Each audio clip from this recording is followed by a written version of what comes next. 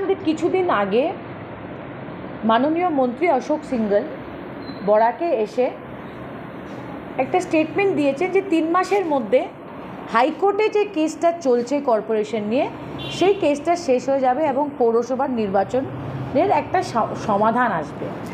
আমার প্রথম প্রশ্ন মাননীয় মন্ত্রীকে, যে হাইকোর্টে কেস কখন শেষ হবে আর কতদিন চলবে এটা একজন সরকারের মন্ত্রী কিভাবে ঘোষণা করতে পারে? এটা তো হাইকোর্ট জানে হাইকোর্ট কি করবে। সো আমি প্রশ্ন করছি, it is a question not an allegation, that এই কেসটা কি বিজেপির মন্ত্রীরা বা নেতারাই করিয়েছেন শিলচর পৌর কর্পোরেশনের ইলেকশন আটকাবার জন্য, যে আপনারাই বলে দিচ্ছেন যে কখন কেসটা শেষ হবে? 2 নম্বর কথা আমি বলতে চাই, শিলচর শহরটা শুধু শিলচরবাসীর না, কিন্তু শিলচর শহরটা সমস্ত কাছাড়বাসীর। আজকে ধলাই, বরকলা, উধারবন, লক্ষ্মীপুর, সুনাই থেকে মানুষ শিলচর শহরে আসে, কাজের জন্যই হোক, ওদের ছেলেমেয়ের শিক্ষার জন্যে হোক। শিলচর শহরটা সমস্ত কাছাড় জেলার, কিন্তু এই ঐতিহ্যময় শহরের যে পৌর এলাকার অবস্থা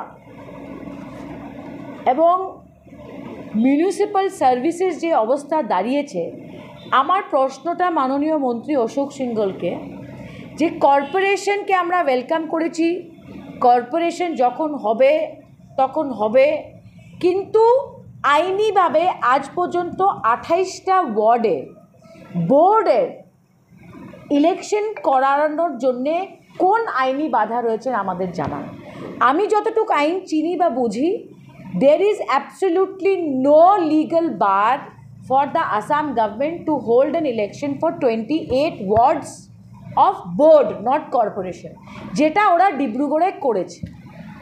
আজকে 4 বছর পৌর এলাকাতে একটা ইলেক্টেড বডি নেই।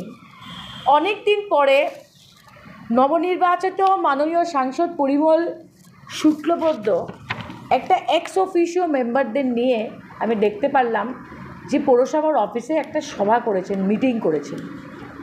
এক্স অফিসিওর মেম্বার মতে কারা আছে? এমএলএরা থাকে, উধারবন্দের এমএলএ থাকেন, শিলচরের এমএলএ থাকেন, মাননীয় সাংসদ থাকেন, এক্সিকিউটিভ অফিসার থাকেন, এই ধরনের মানুষ as per the Assam municipal act থাকেন। আমার প্রশ্নটা হলো, মাননীয় সাংসদ পরিমল শুক্লবৈদ্য বিমলেন্দু রায়কে নিয়ে সেই মিটিংটা করেছেন, মানে বিজেপির জেলা সভাপতিকে উনি সুযোগ দিয়েছেন একটা এক্স অফিসিওর মেম্বারে মিটিংয়ে, অফিসিয়াল মিটিংয়ে বসার। তা আমি প্রশ্ন করতে চাই, বাকি যারা দল আছে কাছাড়ে, সেই দলের কোনো জনপ্রতিনিধি বা ডিস্ট্রিক্ট প্রেসিডেন্টকে সেই সভাতে কেন ডাকা হলো না? আমি বলতে চাই যে আমার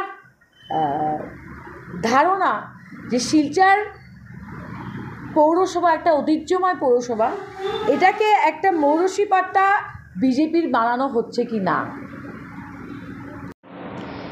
একটা প্রেস মিটের মাধ্যমে জানিয়েছেন যে যাদের কেস ফরেনার্স ট্রাইব্যুনালে পেন্ডিং আছে, আমি আবার বলছি, যাদের কেস ফরেনার্স ট্রাইব্যুনালে পেন্ডিং আছে, ওরা চাইলে সিএএতে গিয়ে সিটিজেনশিপ অ্যাপ্লাই করতে পারে। ঠিক আছে, আমি যতদূর শুনেছি এই প্রেস মিটটা, যদিও আমি একটা সিঙ্গেল লিঙ্ক একলা পাইনি, কোনোখানে মুখ্যমন্ত্রী বলেননি যে ফরেনার্স ট্রাইব্যুনালের কেসটা ড্রপ হবে। আপনারা কেউ শুনেছেন? Please correct me. Chief minister of Assam কোনো জায়গায় বলেনি যে ফরেনার্স ট্রাইব্যুনালের কেস ড্রপ হবে হিন্দু বাঙালিদের বা খ্রিশ্চানদের বা পার্সিদের।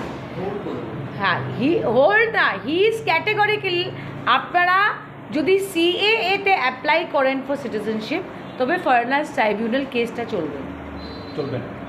So you will have to apply under CAA. 2 number কথা, সিএএ যে রুলসটা আছে, আপনাদের সবার কাছে কপি আছে, আমাকে নতুন করে দেখাতে হচ্ছে না, কাগজ করে রাজুকে ফোন করুন, আমাকে নতুন করে বলতে হবে না। 2 রকমের কাগজ দেখাতে হবে। একটা কাগজ হলো যে ওরা বাংলাদেশ বা আফগানিস্তান বা পাকিস্তান থেকে এসছে, আর একটা সেট অফ কাগজ হলো যে 2014 ডিসেম্বরের আগে ইন্ডিয়াতে এসছে। ইন্ডিয়া পার্টটা ইজি, স্কুল সার্টিফিকেট দেখাতে পারেন, যা ইচ্ছা দেখাতে পারেন। কিন্তু বাংলাদেশ থেকে এসছেন বা আফগানিস্তান থেকে এসছেন বা পাকিস্তান থেকে এসছেন, মানে পাকিস্তান মানে বাংলাদেশের passport, ration card, school certificate কিছু একটা দেখাতে হবে। কারেক্ট? Am I right? তার মানে এটা সরকার বুঝতেই পারেনি যে the main problem is documents.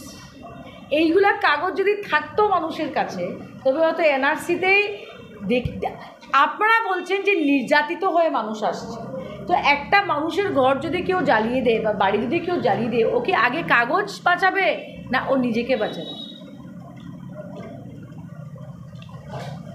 It is as simple as that.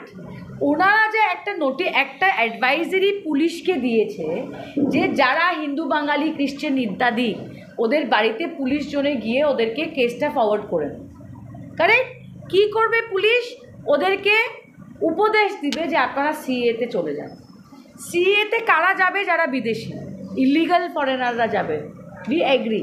So police যখন যদি আমার বাড়িতে এসে বলে যে ম্যাডাম আপনি একটা, আমাদের সন্দেহ আছে যে আপনি একটা বিদেশি, আপনি সিএতে চলে যান, দ্যাট মিনস পুলিশ আমাকে অলরেডি ডিসিশন দিয়ে দিয়েছে যে আমি বিদেশি।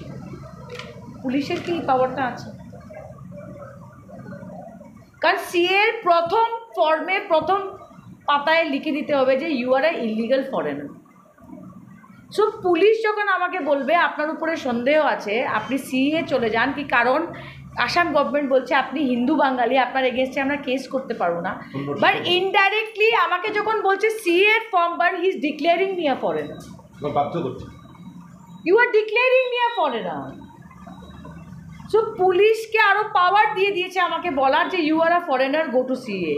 না, ব্যাপারটা এরকম ছিল যে 2014 ডিসেম্বরে 2014 আগে এসছি না 2015 আগে এসছি, তো এখন নোটিশের বদলে ওই ব্যাপারটা গিয়ে করবে আপনি বলছেন। হ্যাঁ, হি ইজ সেইং যে he can come to me and say আপনি তো